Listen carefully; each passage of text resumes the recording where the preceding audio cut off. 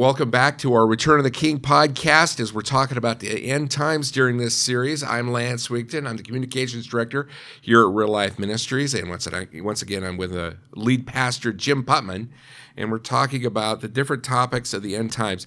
This sermon is on the return of Jesus and the actual rapture. And I'd first like to say, Jim, I can't find the word rapture in the Bible. Yeah, it literally means to be caught up. And we're caught up with the Lord in the air. The book of 1 Thessalonians tells us. And this has been, again, a matter of debate. Mm-hmm. Remember, we talked about how each of the valid sort of biblical views of the end times have a second return of Christ. Now, some of them have what some literature calls a secret rapture, which is the Left Behind series where Jesus comes and all those who are dead in Christ and all those who are saved are caught up with the Lord in the air. So that's where you see clothes kind of left all around, people were just taken, boom, clothes. They're in the secret being that there is no, hey, Jesus is here.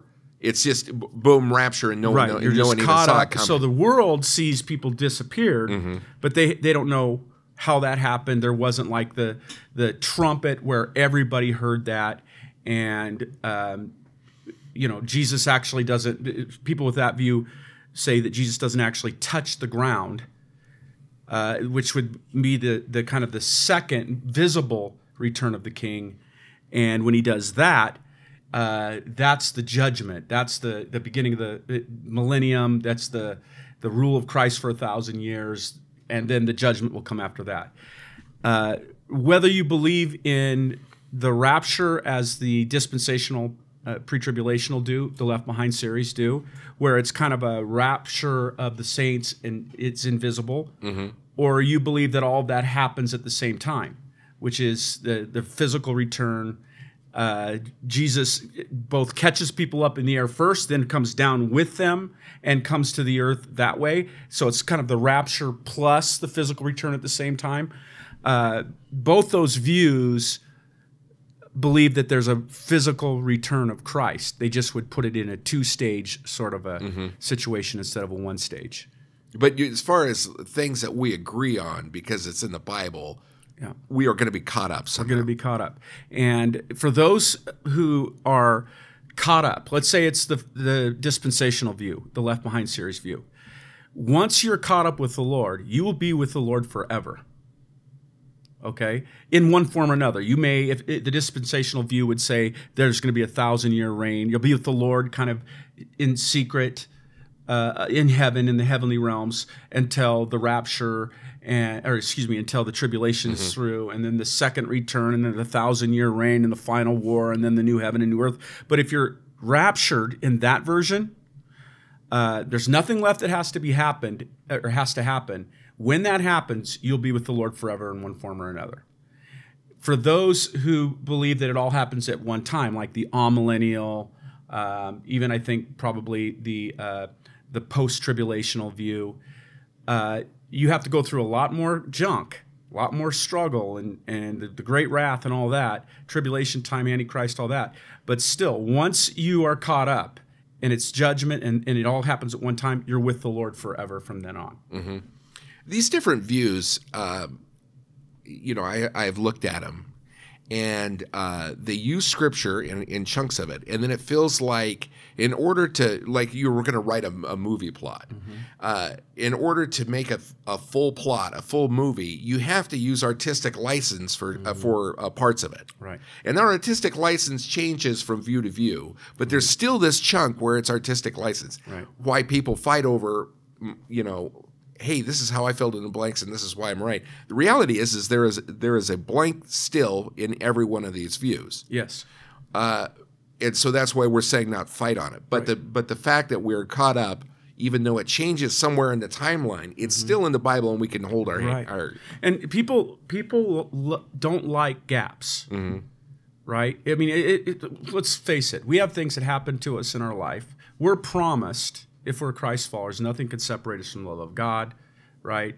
neither height nor depth nor anything in creation. We're promised that God can work out all things for good for those who love him and are called according to his purpose. It's all right there. The problem is there's a gap. It hasn't happened yet. We struggle with gaps. We struggle with them, and we want to fill them in. Mm-hmm. I mean, we're made that way. I think our brains are made to want to fill in gaps. Mm-hmm. Faith is hard for us. And so I don't know the answer to some questions. And I'm okay with not knowing. I'm not okay with not knowing anything. I mean, the kind of faith that we're called on to have is not an uneducated, kind of, whatever, just believe and don't use your brain, check your brains at the door. No, we have evidence for what we believe, but there's still a gap in that we have to trust that God knows what he's doing. It's going to be clear to us. There's some things that they're so far beyond our ability to understand that even if he tried to tell it to us, we wouldn't get it. His ways are above our ways. Right. His thoughts are not our thoughts.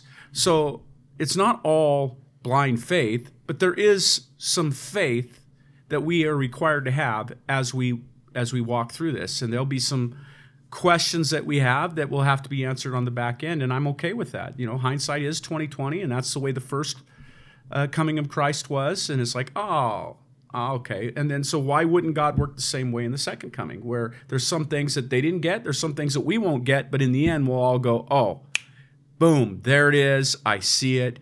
Paul says, now we know in part, but then we will know fully even as we're fully known. Right. And so fighting over these things that aren't quite clear, I mean, that's what Christians are known for our love.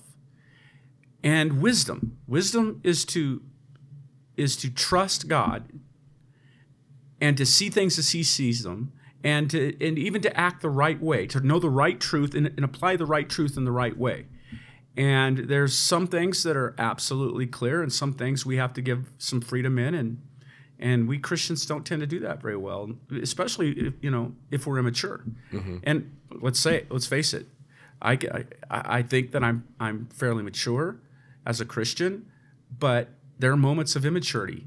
The most mature people on the planet, parents, in the physical realm, fight with each other and act like children. We Christians who are mature, I see Paul arguing with Barnabas. They get in a fight and they separate. Immaturity. Mm-hmm.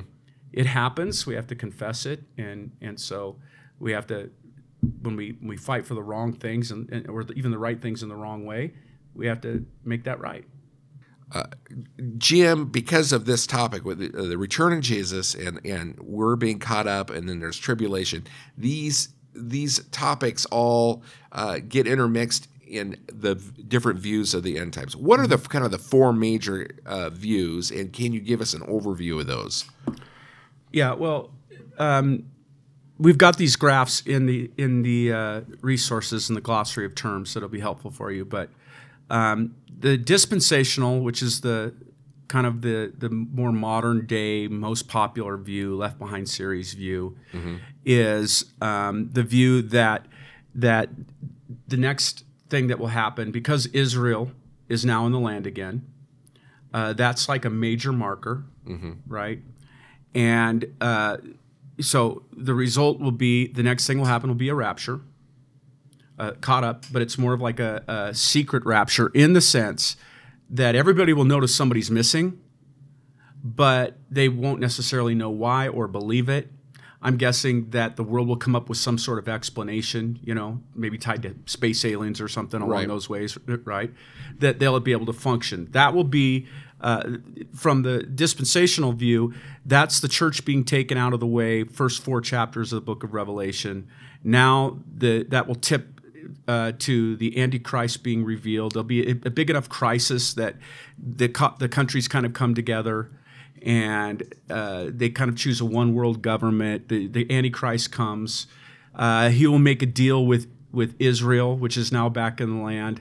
It's supposed to last 7 years, but in the middle of that, he will kind of come in and set up the abomination at 3.5 years in Israel, and which will lead to a big war in Israel, And I mean, briefly, I mean, Yeah, there's a lot of right. detail, but then the next thing that will happen will be Jesus will come and wrestle. There'll be a great turning back to the Lord that Romans 11 talks about, and for the Jews. And then Jesus will come and rescue Israel, and then he'll set up a earthly kingdom for 1,000 years. The devil will be cast. The Antichrist will be cast into hell. The devil will be locked away for 1,000 years, and then he'll get out one last time and lead one last rebellion against Christ, and Christ will crush him, and then it'll be the great white throne judgment and moving on. If you're pre-trib, that's kind of your version. If you're mid-trib, it's the Antichrist makes the deal, the church is there, and then in the middle of the tribulation, 3.5 years in, that's when the great rapture, the secret rapture, will happen. At the abomination. Right. Abomination, rapture, same time. Same times, that kind of time. And again, remember, even within each of these versions, there's variations, and not everybody agrees or explains it the same way. People who categorize themselves in one of these might have a variation of different ways in which this looks. Okay, so then you've got the amillennial view that says that the millennium isn't a literal millennium, and numbers tend to be types, or 1,000 years isn't a literal 1,000 years. It's a time period in which Christians will be alive when this happens, when the Antichrist comes and the Great Tribulation. They'll have to live through that. And that happens after this period of time where the church, the millennium, is kind of spiritualized, in that we lived in the millennium where the devil was kind of held back and wasn't able to stop the gospel from being preached. So we lived through the millennium, or are living through it. It's a time when the church is protected. The gates of hell won't prevail against the church. The church is being able to move out. But then the Great Tribulation and all of that will happen when the devil is kind of let go, and now he can thwart, destroy, smash the church. The church isn't going to win. Do you understand what I'm saying? And now the great persecution and all of that happens. So that's kind of the amillennial. Then when Jesus returns, it's all at once at the end.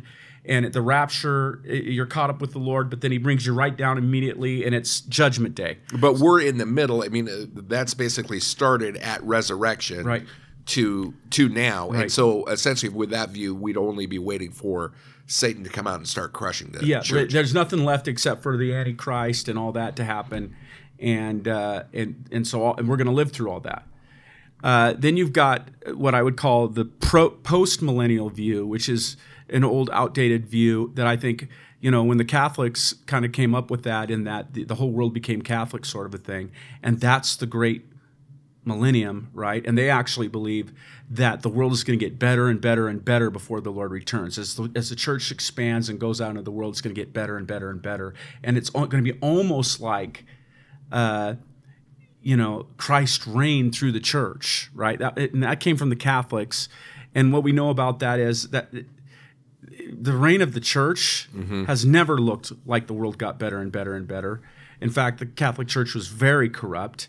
And the world has always been evil. So if that version, if the world was going to become a great place, when has that happened yet? I just kind of dismiss that one altogether. It's still a major view in the past, not so much anymore. In the past, because it is church centric, not and it was formed back when the Catholic did come into power, and they did, all the countries, or most of the countries, were Catholic ruled to some extent, from Rome through the kings, all of that.